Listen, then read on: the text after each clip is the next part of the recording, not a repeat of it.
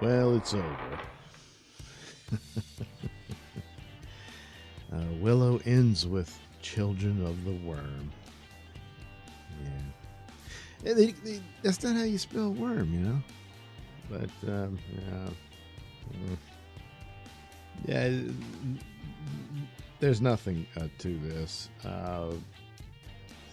The two girls get there, and they do their CW dialogue, and Kit's brother Eric is, of course, taken over and possessed by the crone, and the crone wants to make them an offer, seemingly sends them to paradise. It's all beautiful, a little garden, and Mommy Sorsha shows up to give her final cameo, and talks to Kit and says, "You know what?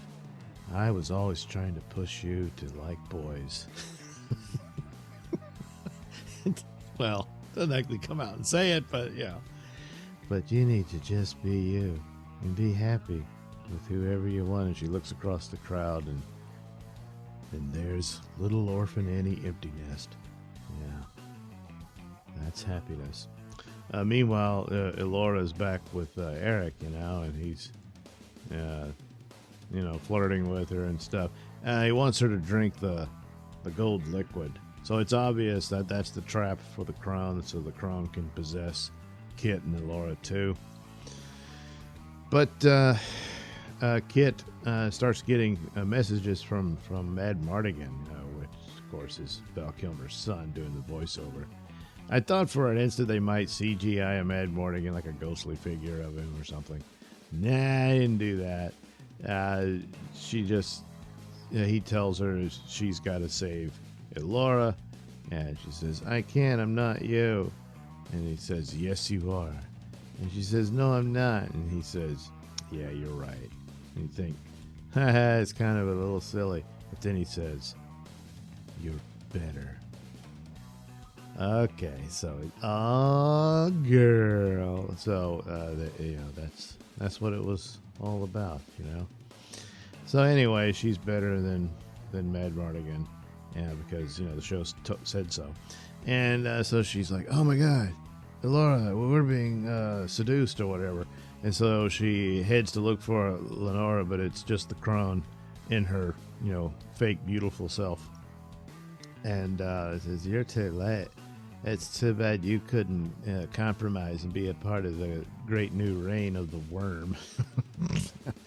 No matter how you pretty it up, that was never gonna go over well. As, hey, we need to live in the new era of the Wyrm.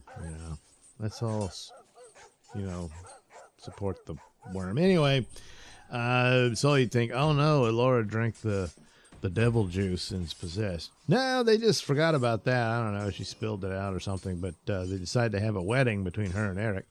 And then right at the moment they're about to kiss, Oh, and the crone in her beautiful form officiates the wedding. And what's her name? Kit has since turned into stone, so she can't do anything. But Elora decides she's just not into Eric anymore, And she's like, "See ya, wouldn't want to be ya." And now all hell's gonna break loose. And so the crone reveals her true self, and she's really hideous and all that stuff. Meanwhile, of course, the other cast members were left behind at the top of the falls, and each one decided, we got to take a leap of faith. So Orphan Annie goes first, and then Flash Thompson follows, and Arab Mad Mardigan is like, "This is stupid and crazy," but then he gets a little pep talk from Willow, and he takes off. Meanwhile, Willow says, I need to get back to the family, so he just walks away, and I figured, that's probably it for Willow. The show's called Willow, but, it should have been called Kit. Not even Elora. It's really Kit. So they do all that, and then they show up in the, the secret forgotten city that no one cares about, and do some stupid crap and more CW dialogue. It doesn't matter. And so they show up, but then they get trapped and are turned into stone too. And it looks all hope seems to be lost as Alora's by herself up against the crone. And then Willow shows up. So I got to hand it to him if there's anything there about, I keep bringing up the similarities, at least in plot points with Last Jedi and this, both being Lucasfilm projects, Willow gets the better deal. He actually gets to come in, and he saves them all by restoring them so that they can fight the Cenobites and stuff, because the whole heavenly thing was a fraud, And then now suddenly, Elora knows her Green Lantern powers and starts zapping the crone. But she's just not that good at it, And the other people are fighting the big monstrous demons. Yeah, the little girls with their swords fighting these giant muscle-bound monsters. But sure, just go with it. And then Flash Johnson, he's all in love with Elora. So he uses his purple magic against the crone and tries his best, even though he only just found out he had magic powers yesterday. But he seems to learn a lot faster than Elora, so maybe he should have been the savior of everything. But no, he seemingly gets wiped out by the crone. And Elora's like, oh, God, that's terrible. I feel bad because he really liked me and stuff. And so now she's like, it's on, bitch. And they start fighting. And she's zap, zap, zap, zap, zap. But then she starts to lose her confidence. And so turns out Willow has Professor X powers. So he's talking to her in her head and gives her a pep talk and, believe in yourself and all that stuff.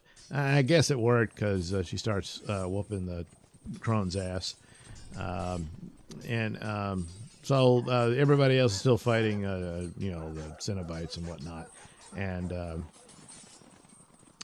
I forget, at some point, Borman, the Arab Mad Mardigan, gives the special super duper pooper scooper magic armor to Kit, saying it won't work for me, but it'll work for you.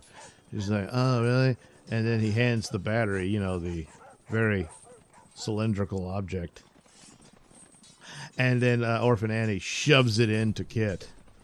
And she's like, oh, and it, glows green and gives her power. And then she suddenly develops a Iron Man suit. Yeah. All right. So anyway, then they fight. And then the crone is on the floor dying after Laura really put the Mac down on her.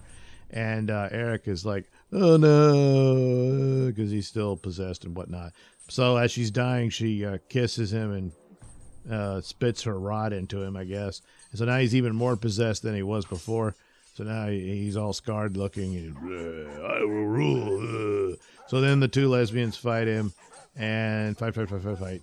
And then Kit's like, I don't want to fight you. Yeah, but then she has to. So, of course, she beats him. And he falls down. And then Willow shows up and pulls his kyber crystal out of his scepter or whatever. And another cylindrical object, and gives it to Kit, and tell him to follow the light. And so she does, and they have a flashing montage of them as kids playing and stuff. And so he's like, Kit, so he's back and everything's happy and fine. And so they leave, and Alora's still kind of sad because of poor stupid Flash Thompson, but what you gonna do? And so they walk out, and then Willow says, we still got to worry about the Wyrm. It's really pissed off now. So they're like, oh, yeah, well, we'd better go get ready back home or whatever. So off they go. Eric does remind them that he tried to leave several times, but it didn't work. But that they'll figure it out because they're great and stuff. And then, oh, boy, it's not over. They pan away, and guess who's not really dead? Yes, Flash Thompson is in hell, apparently. That's his reward for being probably the most heroic of the group. And he gets up and looks around. There's bodies everywhere, and it's all hellacious and stuff. So, what's all this? And then there's this very evil-looking Elora Danan. This is the beginning of my reign, and I want you by my side. Will you be by me? And he's like, who? And then there you go, a cliffhanger to the tune of Money for Nothing by Dire Straits. Yeah. Yeah. So I thought, oh, they're going to have like a Marvel teaser. Well, kind of, sort of. They went through their little drawings, things that they, each credit scene ends as they're playing their 80s rock song. And it comes upon, each show would open with the Book of Willow. And they would open it, that's, And so now the book was closed and put on a bookshelf. And it was called Volume 1, which is kind of odd because, the movie I would have thought of it. But anyway, it was Volume 1 next to Volume 2 and Volume 3. Oh, boy, 2 more seasons, huh? Boy, that's some sugar daddy you got if that's going to happen. Yeah. Well, boy, it's been a hard time for the sword and sorcery fantasy genre, you had that horrible, just absolute desecration of Lord of the Rings with the Rings of Power, which has got to be the worst of the batch, just for that alone. And so I got to say, Willow beat that. And then I just couldn't stomach Blood Origin, in wake of what they did with Henry Cavill. And they follow it up with this idiot spinoff that nobody asked for and has nothing to do with the actual source material and lore. But, one of the producers admitted the writing room hates the actual books and games and stuff. So it's like, yeah, figure that one out. So, but I did read the plot of it, and holy crap. So Willow beats that one too. Yeah, that's how bad the state of affairs is for this genre. And looking at the Dungeons and Dragons trailer, yeah, that's not really going to be a contender. So, boy, Willow for the win, huh? So it takes its place as a very distant, very, very, very, very distant second to House of the Dragon. Imagine that after the collapse of Game of Thrones. House of Dragon for the win in that genre. That's something. And then Willow, with its idiocy, its laziness, and its stupid CW dialogue. But in a lot of ways, it's still kind of followed some plot point. Yeah. Anyway, it's over.